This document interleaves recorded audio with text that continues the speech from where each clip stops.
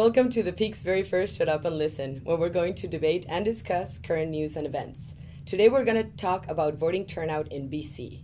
I'm your hostess, Estefania Duran, and today we're joined by... I'm David Dick, the former coordinating editor at the Peak. I'm Rachel Brower. I'm the current features editor at the Peak. I'm David Proctor. I'm the current business manager at the Peak.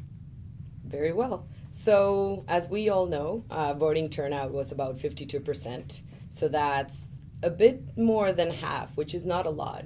But a lot of attention has been brought on to young voters, age 18 to 35, who apparently it was mainly because of them that everything changed and NDP did not win. So do you guys think it's fair to say that it was because younger voters were not interested that this whole election had a different outcome?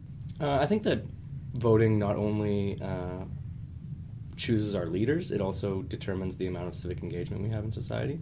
I don't think that young people are as interested in voting. I think that the numbers reflect that. But I'm not sure that that's necessarily a problem. Younger voters do tend to vote NDP, but they also tend to vote the way that their parents vote as well. That's something that we know from stats on that. So I don't know if it's necessarily due to younger voters not turning out to the polls, but it could be. What about you, Rachel? I think if younger voters had showed up, there would have been a very different result to the election. I don't really know if that's necessarily a bad thing or a good thing, just because a lot of people seem to vote Green Party, and even if all the youth showed up, if everyone voted Green Party,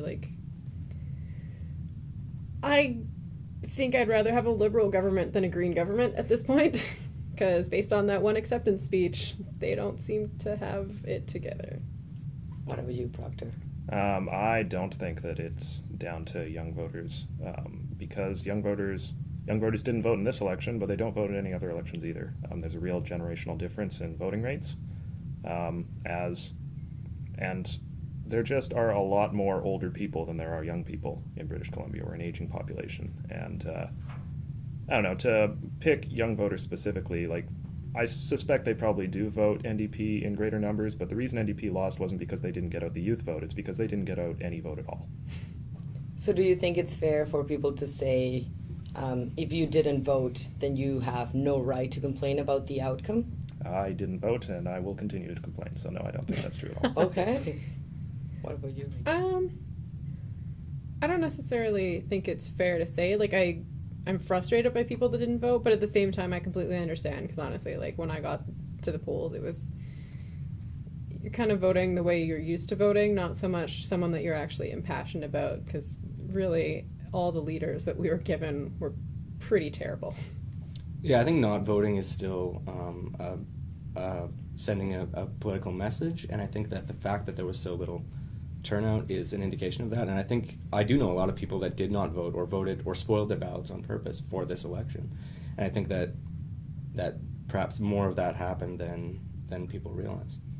Now, many people say that if you want to vote for the Green Party, for example, that it's a lost vote, that you should go with a big party so that your vote actually makes a difference. So many people chose no to vote instead.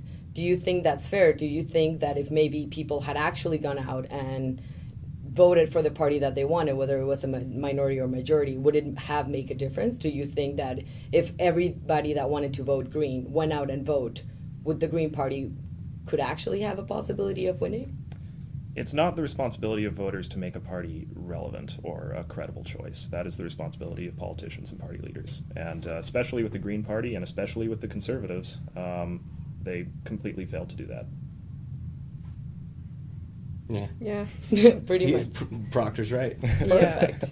So do you think that if maybe BC implemented voting penalties, would that make a difference? Making sure that every eligible voter actually voted, otherwise you have a penalty. Do you think that will help the situation, or would it only make it worse? Like I said, I think that not voting is sending a message as well, and so restricting people's ability to not vote or putting a penalty on someone choosing not to vote, I think is not the way democracy is supposed to work, and I don't think that it would be a better or I don't think it would make for a better or more interesting or dynamic political spectrum in BC or anywhere. Yeah. I don't know if it's possible, like, outside of just a theory in my head, but if we had, like, if voting was mandatory, if we could have a no vote option, I don't really know how that would feasibly end, but that would be nice to actually be able to voice that without just being considered somebody that couldn't be bothered, that was too lazy, that didn't take the time to inform themselves, because, like, a lot of us, like, take voting very seriously and do, like, actually read the stupid 32-page, like, well, assuming that they actually have a 32-page platform and not just, like, a song on a website. You know, we actually go out and read those, and at the end of that, if you're left with nothing that actually appeals to you, you don't have a lot of options. Yeah. Yeah, voting is compulsory in Australia, and I don't think very many people would argue that they're doing much better than we are in terms of democracy. I don't think that forcing people to vote, I think that having a penalty for not voting is pretty authoritarian and anti-democratic itself. Not voting is a perfectly legitimate way to express dissatisfaction with the choices that you're given. But I would support it if you do what Nevada does and have a none of the above option. So exactly what you're saying. It does exist. Yeah, it does exist. Okay. It happens in Nevada, or at least used to. I don't know. Nevada did it at one point. And I'd be okay with that. I would like to see, even if voting isn't compulsory, I would like to have a none of the above option on every ballot that gets totaled up and reported both overall and per riding, because that's a very important metric. The reason that voter turnout is so low fundamentally is because nobody is inspired by the options that were given. Your democratic choice doesn't have much meaning if all you're doing is holding your nose no matter who you're voting for. So I guess my question would be, like, if the none of the above option got a majority, Exactly. what would the turnout be? Would you just not count those? Would you just stack that up to sort probably of an just- interesting statistic? Would you have a by-election? Like, how would that work? Communism. In Canada, we would probably just give the runner-up the office. Canada doesn't really have much of a problem with letting people who haven't tasted a proper election into office. But For then, instance, Christy Clark, who never led her party into a general election, was nevertheless premier for 2 years. Or the winner of the Lougheed district, who no one's heard from. Yeah, whatever her name is. I forget. but would it make a difference then to have them all registered as no votes or just not go voting if at the end of the day the person with one more vote will end up taking power? That's just what an election is, though, isn't it? Well, yeah, it is. But at the same time, right now, a lot of people are complaining about younger voters not being attracted towards going and actually putting their vote in. So in this case, if we had this no vote and they went and had a no vote, but it turns out that the majority is a no vote because they have faith in none of the options, then wouldn't it be even more horrible to know that even when people going out there and saying no, somebody still won that's not representative of the population? It wouldn't be pleasant, but I mean, like, if that happens, that's indicative of a pretty huge crisis in your democracy. Yeah. You can't ignore it. And at least it's a leverage point for the general population, right? Like, I mean, you can't. I think right now, when people get elected based on, like, a tiny part of the tiny part of people that actually voted, there's a certain amount of, like, credo that they can kind of carry with them, despite the fact that the majority of the people didn't want them in office. But yeah, I don't know. It would be nice to just have that as something, like, you didn't represent us. So what are you going to do to make that a change? Okay. Now, for example, SFU marketing professor Lindsay Meredith said that the continuous challenge is youth, and especially, as I mentioned before, 18 to 35-year-olds.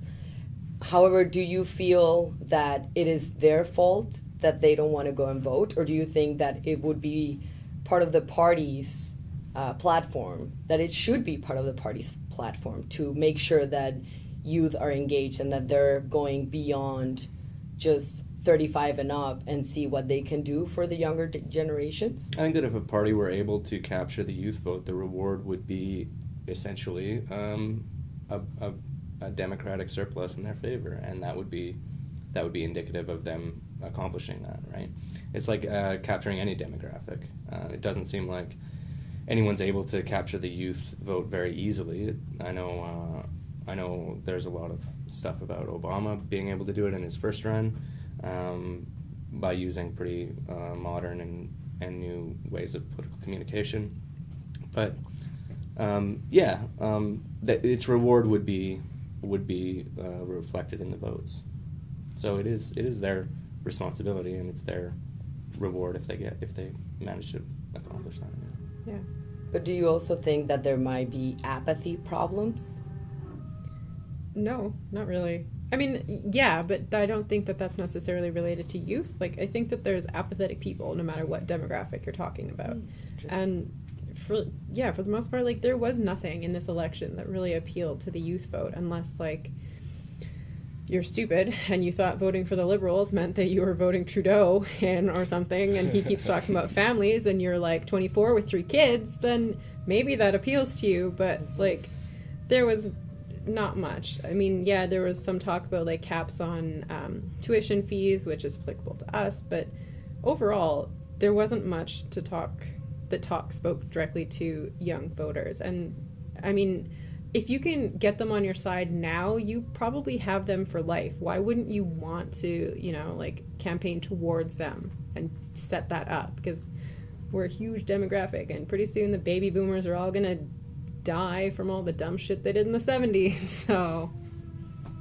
So everything that newspapers have been saying about being the fault of youth and being apathetic and not caring enough about the future of either the country or the province, do you think that that's just the way of saying it was not our fault, instead of taking into consideration what they could have changed to make sure that the youth was more engaged?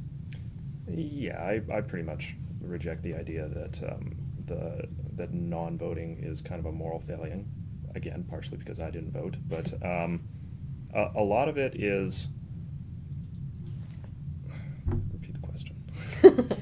So basically just saying, do you think that newspapers are, and in general, are blaming apathy with Are blaming young apathy voters? on, no, I very solidly blame it on the party leadership. Both Adrian Dix and Christy Clark explicitly said that one of their main priorities in this election was increasing voter turnout, and obviously they both completely failed, especially Adrian Dix. The fact of the matter is that there isn't. British Columbia is a particularly bad situation for this because there just isn't that much difference between the Liberals and the NDP. It's pretty much a matter of which special interests they're in the pocket of. The Liberals are the party for rich people, and the NDP are the party for public sector unions. And other than that, they pretty much agree about everything. Neither the NDP nor the Liberals think that there needs to be a substantial reorganization of the public service, which is something that a lot of British Columbians would take issue with. That's a pretty common belief that our public services in this province are not up to the standard that we need them to be, and neither party really talked about that in their campaigns. I think that the reason that voter turnout is so low is because people feel fairly disenfranchised. They don't feel like their actual concerns are being responded to by these parties. And for that reason, I think that the responsibility lays very solidly on the parties for the low voter turnout. So I guess the last question and the very big question is, do you think that voting matters? Does it make a difference? I think it depends on context. I think there's a definite reason behind actively not voting. I think you can send a strong message by doing that. As we saw in this past election, it seems like that's the message that most British Columbians wanted to send. And I think that it depends. Yeah, I think it depends. It does matter, but not voting also matters. What do you think? I think it is totally possible to throw your vote away, and it is totally possible for a non-vote to mean more than a vote. What about you, Rachel?